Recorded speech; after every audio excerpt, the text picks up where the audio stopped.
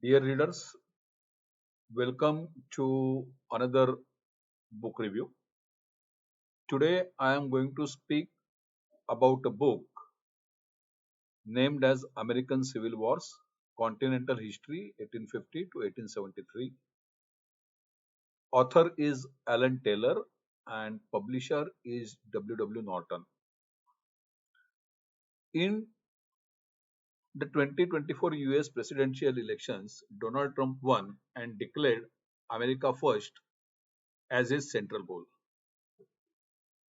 He claimed that all other countries take unfair advantage of the US, a rather ironic statement or a big joke. Based on this belief, he imposed extremely high tariffs on goods imported into the US, a move known as a tariff war. He also made another controversial statement that Canada is the 51st state of US. This sparked outrage, especially in Canada. However, Trump's statement wasn't entirely baseless. It had historical context. Until 1867, Canada wasn't an independent country but a British colony. In that year, Canada gained colonial independence. Before 1867, Canada was divided into two parts, one dominated by French speaking Catholics and the other by English speaking people. These two groups were contending for central control. When the British decided to withdraw from Canada, a political vacuum emerged. Canadian politicians feared that the US might exploit this opportunity and annex Canada as its 51st state. Trump's comment referenced this fear. America's other neighbor, Mexico, became independent in 1821. However, due to ongoing instability in Mexico, the US repeatedly took advantage of the situation, often using threats and force to acquire Mexican territories at a very low prices. In fact, they had annexed California, okay, in somewhere in 1840s or something, basically by force. In short, both Canada and Mexico have historically lived under the shadow of American dominance. This background is crucial to understand the significant events that took place between 1850 and 1873 and their long-term impact on all three North American countries. While we generally believe the US Civil War was fought to abolish slavery, this is largely a myth. During this same period, Mexico was undergoing a civil war and Canada was on the brink of one. The book provides a comprehensive account of these events and their consequences. It delivers, it delves into American Civil War, the major battle, key leaders from both the Republican and Democrat parties, and prominent black leaders. The book also reveals the internal nature of America, often portraying it as a greedy and arrogant aggressor. So, right from beginning, America's nature is like that only. Although the transatlantic slave trade was banned in 1807, slavery within the US wasn't abolished until 1865. This book helps clarify the real reasons behind the Civil War. Here are some of the key factors.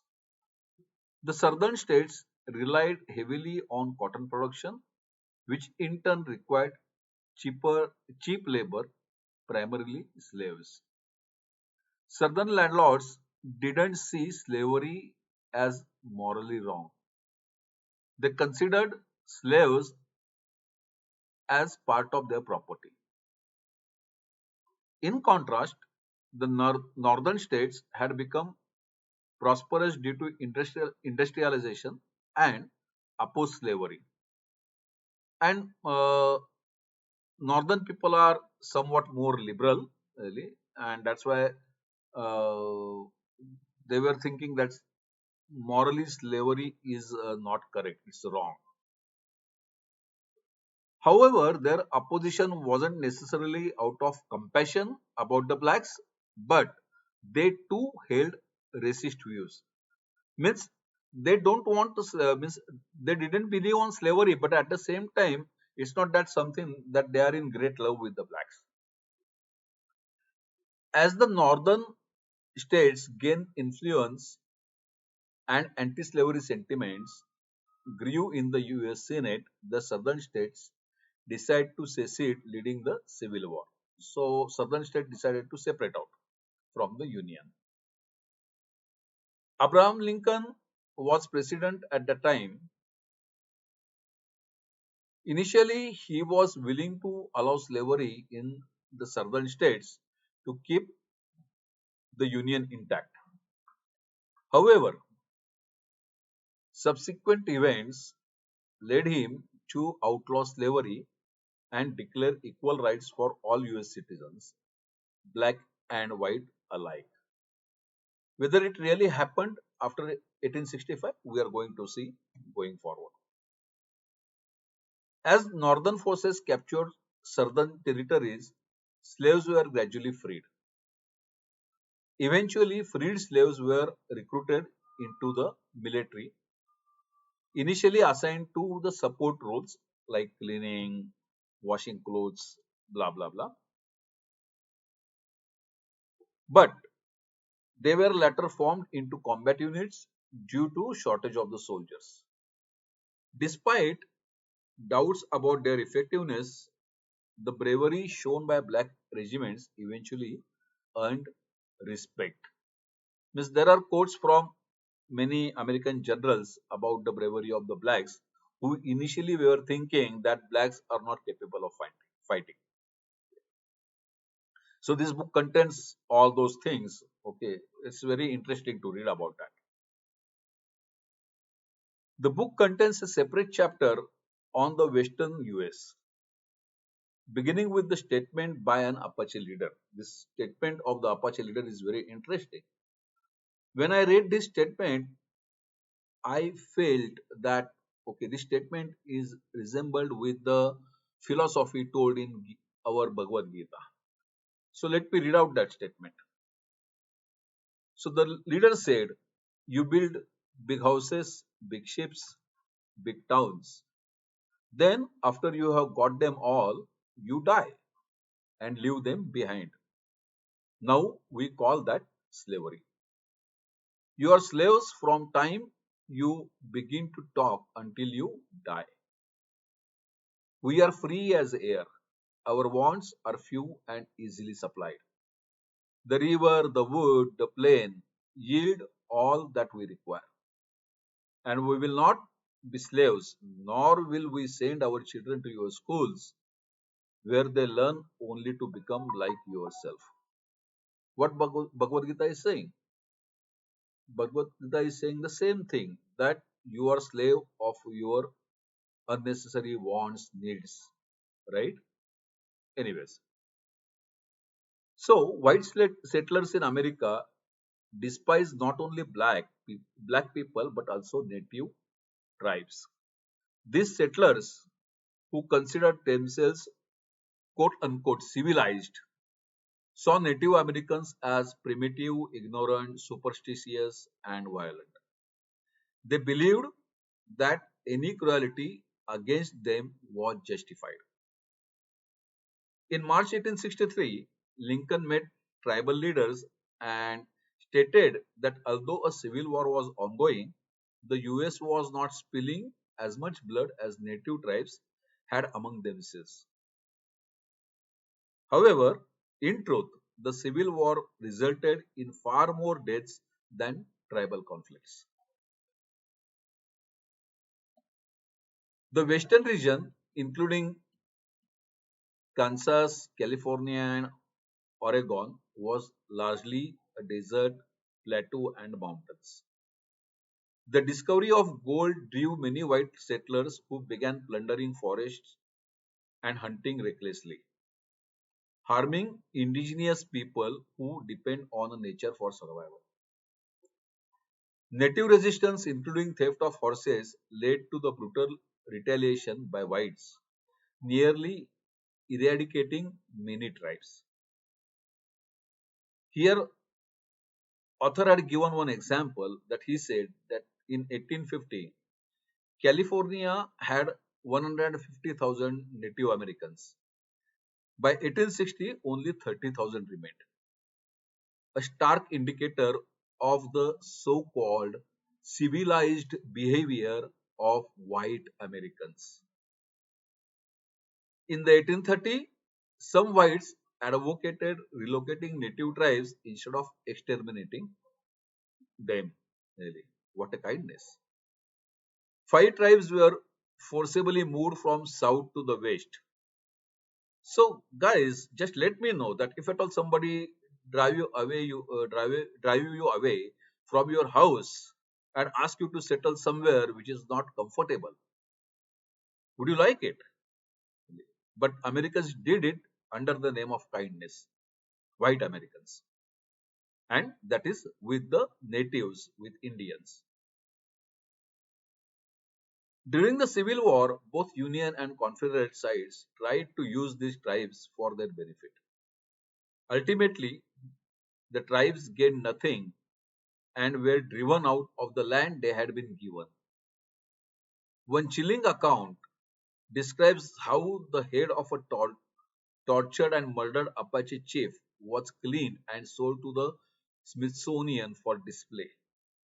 An example among many that illustrate the brutal treatment of native tribes, or rather the brutal treatment given to native tribes by white Americans. During this period, Mexico fought its own civil war. Napoleon III of France tried to place Austrian Prince Maximilian on the Mexican throne and tried to bring the monarchy once again in Mexico. And that is with the help of 30,000 French troops. Mexican liberals, led by Benito Juarez, resisted. The conflict from 1857 to 1867 was fought into two phases. First between Mexican liberals and conservatives, and later between liberals and the French monarchy. Meanwhile, post-Civil War, Canada also faced instability. Still a British colony, Britain no longer wanted to burden or of defending Canada. Western provinces like Nova Scotia, New Brunswick, and Prince Edward Island were hesitant to join the Canadian Federation. But fear of a US invasion led them to unite and gain colonial independence in 1867. Full independence came only in 1987 for Canada. The book details Canada's path to self-rule and resistance to US dominance, who were the instrumental leaders for the unification of Canada. All those things are covered in this book. However, one important note I would like to share here that both Canada and Mexico were completely opposed to slavery.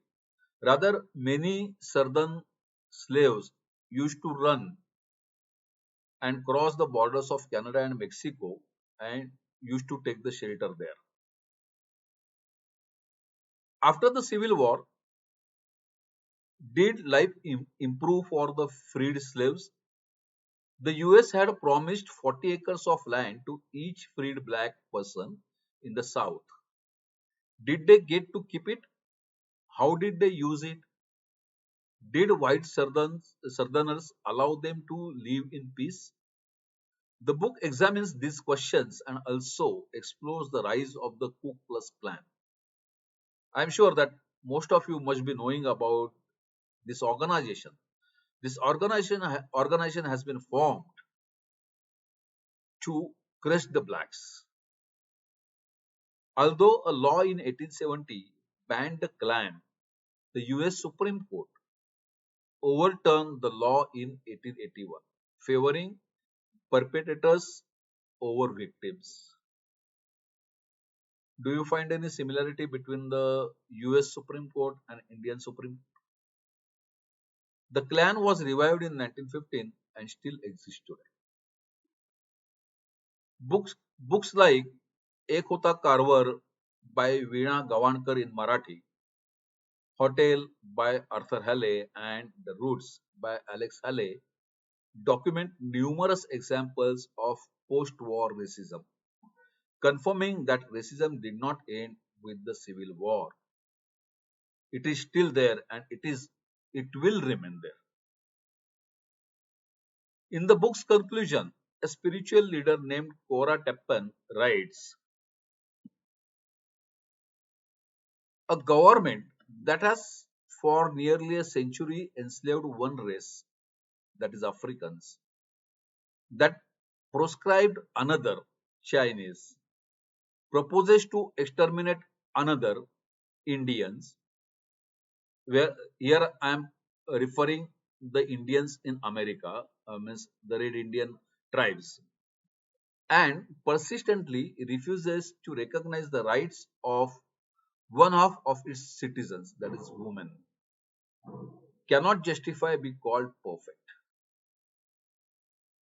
Now, here, one fact you would have noticed that after so many years, America never had a female president.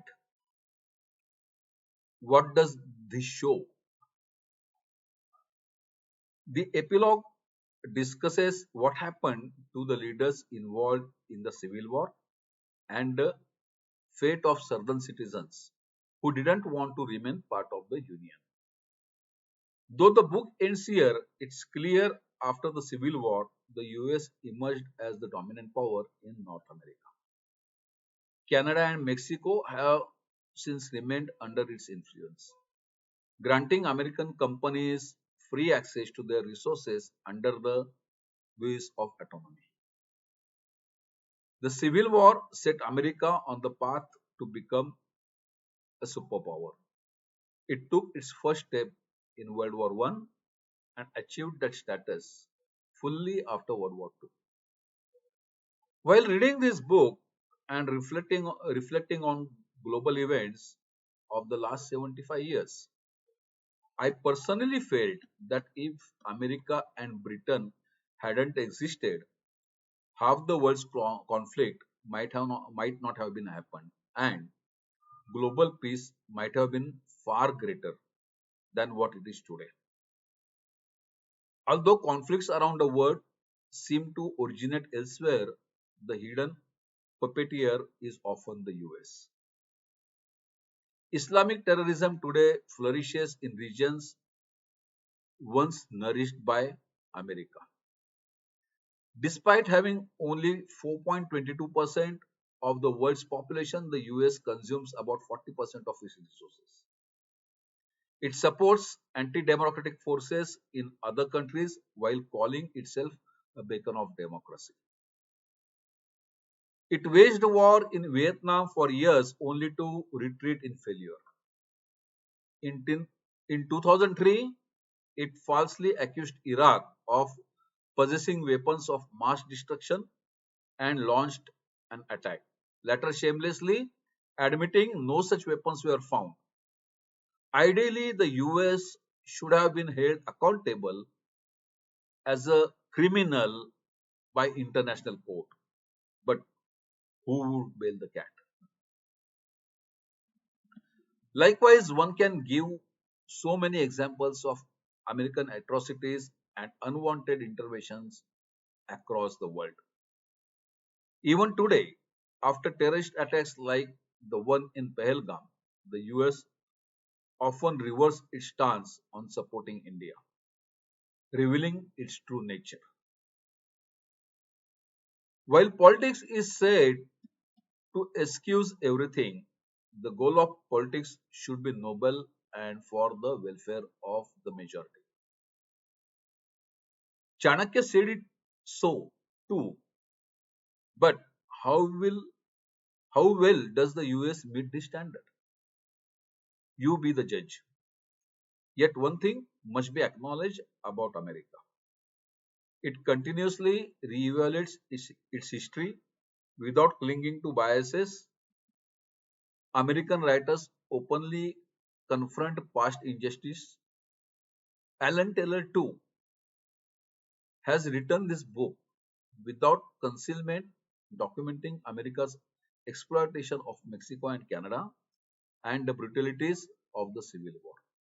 So, I strongly recommend reading this book and do share your thoughts with me. Thanks a lot for hearing me. Good day.